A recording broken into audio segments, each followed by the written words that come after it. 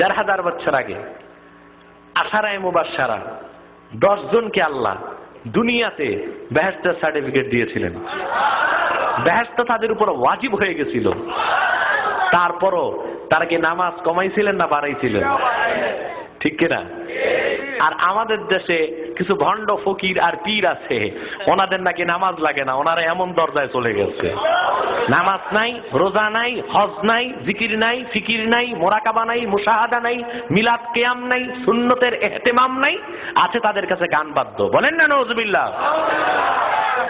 উম্মতের সমস্ত আলেম একমত, গান বাদ্য অকাট্যভাবে হারাম। গান বাদ্যের পক্ষে কোনো হাদিস নাই, বিপক্ষে 40টা হাদিস আমি নিজের চোখে পড়েছি, পক্ষে একটা হাদিসও নাই। কথা বুঝতে পারছেন? গানের পক্ষে দলিল দেয় কারা? আউল বাউল সারি গান দাড়ি গান গায়ে কিছু পাগল ছাগল আছে, ঠিক কিনা? নারী পুরুষের কোনো ভেদাভেদ নাই। সূরা ফাতিহা পড়তে দিলে 14টা ভুল করবে, হাদিসে আছে। কোথায় আছে? হাদিস তো ও পড়ে নাই, ওর বাপও পড়ে নাই, কয় গানের পক্ষে হাদিস আছে। আস্তাগফিরুল্লাহ আযীম। قد انعقد الإجماع على أن سماعة الغنى فسق والجلوس في مجلسها نفاق والتلذذ بها كفر। চার মাযহাবের সমস্ত ইমাম, মুহাদ্দিস, মুফাসসির একমত, গান বাদ্য শোনা হারাম কাজ। গান বাদ্যের মাহফিলে বসা মুনাফিকি, আর গান বাদ্য শুনে স্বাদ উপভোগ করে তাকে জায়েজ বলা কুফরি। যে গানকে জায়েজ বলবে সে কাফের হয়ে যাবে। কি হয়ে যাবে? চিৎকার দিয়ে বলে সে কি হয়ে যাবে? তার বিবি তালাক হয়ে যাবে। তালাক বিবির সাথে যত সন্তান হবে সব খাঁটি হারামজাদা ছাড়া কিচ্ছু হইতে পারে না। অকাট্যভাবে গান বাদ্য হারাম, কোরআনের আয়াত দিয়ে হারাম। সূরা লোকমানের ওমাইয়াশতারি লাহওয়াল হাদিস, সূরা লোকমানের এই আয়াত দিয়ে সমস্ত মুফাসসির দলিল পেশ করেছেন লাহওয়াল হাদিস হচ্ছে গান বাদ্য। লাহওয়াল হাদিস কি? গান বাদ্য। এটা সম্পূর্ণ হারাম, সম্পূর্ণ হারাম। এরা কোন দলিল দেয় জানেন? তো বুখারী শরীফে আছে, 1500 বছর আছে। কেমন আছে, কি অর্থ, ওইটা না শুনবেন আগে। বুখারী শরীফে আছে, ঈদের দিন 1500 বছর আগে কিছু ছোট ছোট হাদিসে এসছে জারিয়া। জারিয়া মানে নাবালিগা, বালেগা হয় নাই, এইসব কিছু মেয়ে দফ নিয়া, বুঝছেন, একটু আমোদ ফুর্তি করেছেন আর একটু শের ও সার পড়ছেন। শের ও সার মানে হচ্ছে একটু কবিতা আবৃত্তি করেছিল, সাথে দফ ছিল। কি ছিল? এর দ্বারা তারা বলতে চায় যে আল্লাহর হাবিবের সামনে 1500 বছর আগে ছোট ছোট মেয়েরা গান গাইছে, দফ বাজায়, এতে তো গান যায়। আচ্ছা, এটা দুইটা উত্তর। কয়টা? একটা উত্তর হচ্ছে হাদিসে স্পষ্ট এসছে তারা ছিল জারিয়া, নাবালেগা।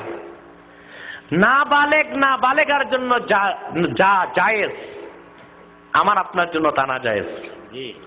ছোট বাচ্চা ল্যাংটা হয়ে হাঁটলে কোনো গুনাহ হবে? আপনি যদি ল্যাংটা হয়ে হাঁটেন? তোরা তো ছিল জারিয়া, ছোট ছোট নাবালিগা। এরা গাইছে, ঈদের দিন ছিল, এই জন্য আল্লাহ হাবিব নিষেধ করে নাই যে এদের বয়স এত কম, এদের উপর শরীয়তের হুকুমই প্রযোজ্য হয় নাই। ঠিক কিনা?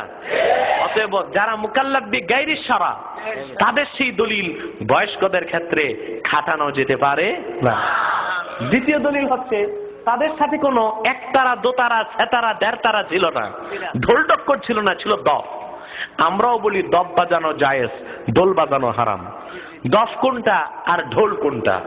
তার মানে আপনার ঢোলটা আমার কাছে আনেন, আমি এটাকে 2 ভাগ করি, 1 ভাগ আমার, 1 ভাগ আপনার, এটা হয়ে যাবে দফ। তারা বুঝেন নাই? গান বাদ্য সম্পূর্ণরূপে যেটা বলে এসব পীর পূজা, পীর পূজারি, কবর পূজারি, বেশরা পীর ফকিররাই বলে থাকে নামাজ রোজার কোনো দরকার নাই। অথচ আশারায়ে মুবাশশারার 10 জন বেহেশতের ঘোষণা আল্লাহর পক্ষ থেকে পাওয়ার পরও আর বেশি বেশি নামাজ পড়তেন। অথচ তাদের ইবাদতটা ছিল ইবাদতুল আহরার, ইবাদতুল আহরার। হুজুর পাক সাল্লাল্লাহু আলাইহি ওয়াসাল্লাম 1500 বছর আগে সারা রাত নামাজ পড়তেন, ঠিক কিনা? আল্লাহ যাকে বেহেশতের মালিক বানিয়ে দিয়েছেন তিনি সারা রাত নামাজ পড়তেন। বুখারী শরীফে এসেছে, আম্মা জান খাদিজাতুল কুবরা বর্ণনা করেছেন, নবীজি মুহাম্মদ সাল্লাল্লাহু আলাইহি ওয়াসাল্লাম সারা রাত নামাজ পড়তেন। হুজুর রাতের বেলা কেমন নামাজ পড়তেন মিশকাত শরীফ সাক্ষী। আল্লাহর হাবিব সাল্লাল্লাহু আলাইহি সাল্লাম রাতের বেলা তাহাজ্জুদ নামাজের 2 রাকাতে প্রথম রাকাতে সূরা বাকারা তিলাওয়াত করতেন। সূরা বাকারা তারতিলের সাথে পড়তে কমসে কম 1.5 ঘন্টা সময় লাগে। যতক্ষণ আল্লাহর হাবিব সাল্লাল্লাহু আলাইহি ওয়াসাল্লাম দাঁড়ায় থাকতেন ততক্ষণ রুকু করতেন, যতক্ষণ রুকু করতেন ততক্ষণ নবী আমার আল্লাহকে সিজদা করতেন। এমন করে করে সারা রাত তিনি নামাজে কাটায় দিতেন।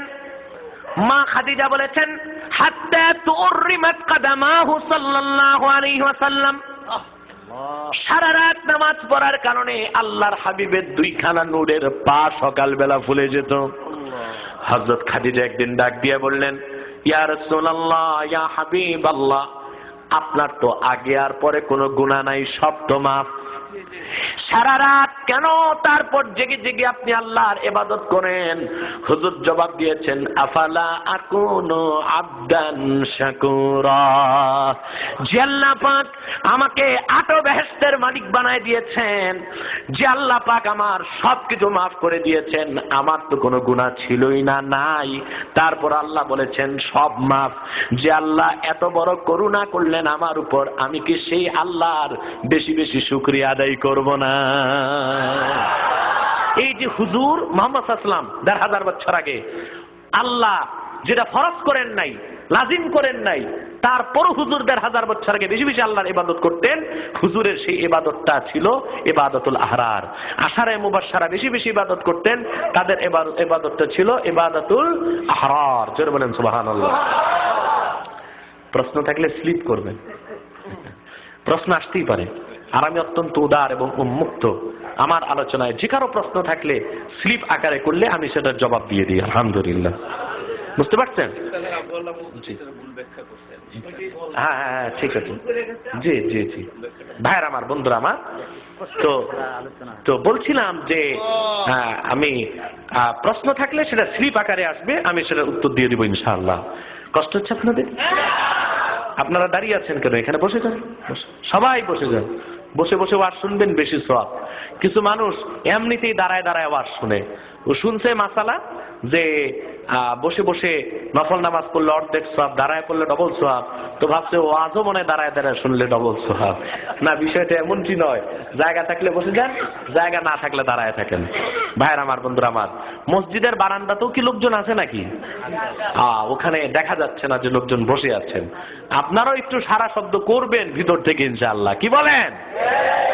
ভাইয়ের আমার, বন্ধুরা আমার, তাহলে ইবাদত কত প্রকার? ইবাদতুল আবিদ, ইবাদতুল আহরার, তুজ্জার, ইবাদতুল আহরার।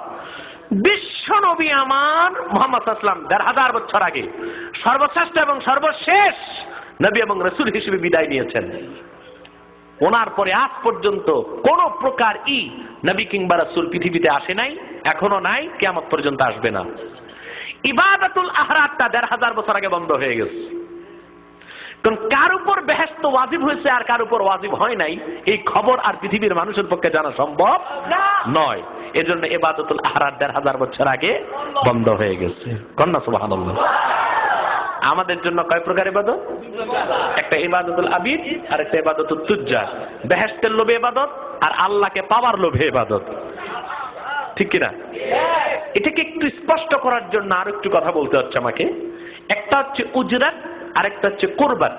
একটা হচ্ছে উজরাত আর একটা হচ্ছে কুরবাত। একটা হচ্ছে পারিশ্রমিক আর একটা হচ্ছে নৈকট্য। একটা হচ্ছে পারিশ্রমিক আর একটা হচ্ছে নৈকট্য।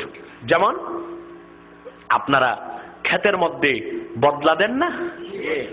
এই এলাকার মানুষ তো এখন ধনী হয়ে যাচ্ছে, বিক্রমপুরের মানুষ, ঠিক কিনা? অনেক ধনী হয়ে যাচ্ছে না? ধনী তো ধনী হচ্ছে, আবার রক্ত গরম। আরিয়লের বিল কেমনে রক্ষা করছে দেখছেন না? ঝাড়ু ঝাঁটা ছুরি লাঠি নিয়ে নেমে গেছে রাস্তায়, জায়গা দখল করতে দিবে না। এই এলাকার লোকের রাগও বেশি, গুসাও বেশি, মায়াও বেশি, ঠিক কিনা? জি, মায়াও বেশি, ওইটা ভিন্ন কথা। মানে আমি বলতেছি এই এলাকার লোকের রাগও বেশি, মায়াও বেশি, ঠিক কিনা? ধনও বেশি, মনও বড়, ঠিক কিনা বলেন? আমি বসে বসে শুনলাম মাদ্রাসায় 20,000 টাকা 15,000 টাকা করে দান করে দিয়েছে, ঠিক কিনা? আলহামদুলিল্লাহ, আলহামদুলিল্লাহ। বন্ধুরা আমার, ভাইরা আমার, এখানকার মানুষ নিজেরা বদলা দেয় না, দূর থেকে আনে, ঠিক না? ময়মনসিংহ থেকে, কোত্থেকে কুড়িগ্রাম থেকে আসে, সকাল থেকে সন্ধ্যা বদলি দেয়, ঠিক কিনা? কত টাকা দেন পারিশ্রমিক? জি, 200 টাকা না? এটা খুব ঠক হয়ে যায় আমার দৃষ্টিতে।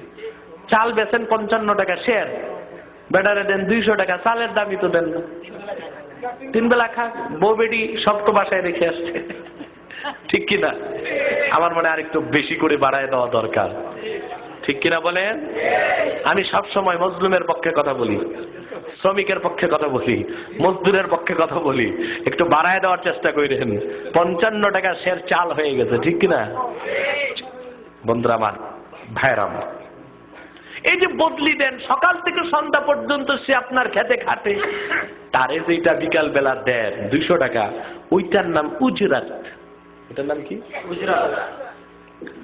কিন্তু বদলার সাথে আপনার ছেলেটাও সারাদিন খাটলো, পরে কি আপনি বিকেল বেলা 200 টাকা দেন? কেন দেন না? সে আপনার সন্তান, সে আপনার কাছে টাকা চায় না, আপনার মায়া চায়। কি চায়? এটার নাম কুরবাত। এটার নাম কি? কুরবাত। আর বদলা যেটা নিল ওইটার নাম ইবাদাতুল আবিদ হচ্ছে কুরবাত, আর ইবাদাতুত তুজ্জার হচ্ছে উজরাত। শ্রেষ্ঠ হচ্ছে আল্লাহর মহব্বতে ইবাদত করা, যে আল্লাহকে পেয়ে যাবে বেহেশত তার হয়ে যাবে, ঠিক কিনা?